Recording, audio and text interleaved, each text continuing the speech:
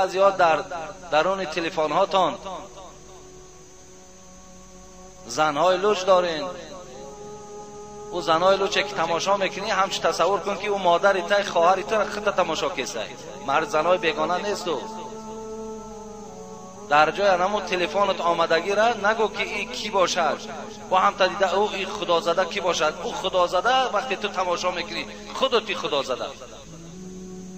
او را از کجا تو در تلفن جای کردی؟ از کجا خواهشی تو پیدا شد در درون تلفن تو این خیل پروگرام های نادرست جای کردی؟ و صدقه همین ترقیات عصر حاضرت کنند. هزاران نمود برنامه های علمی هست، نمیگیری تماشا کنی، نمیگیری بخوانی. ایو زنای لوچ تماشا کردن، از او فحش و فاحشه ها را، از او زیناهایی که آشکارا شدند.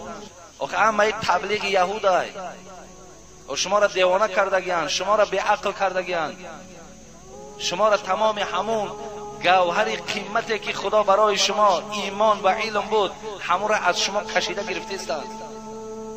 هزارها نمود نمایش ها کیناها شما را توجه تانه همش به خودش کشیده است. همین روزی دراز از پیشش خیسته نمیتونید.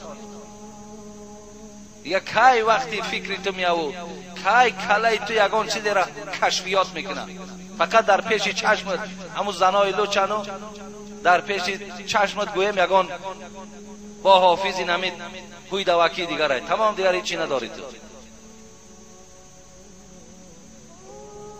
ای بای به خدا قسم ای بای این تلفن هم یک نعمت خدا ای. این هم امانت ای. این خیانت نکنین. این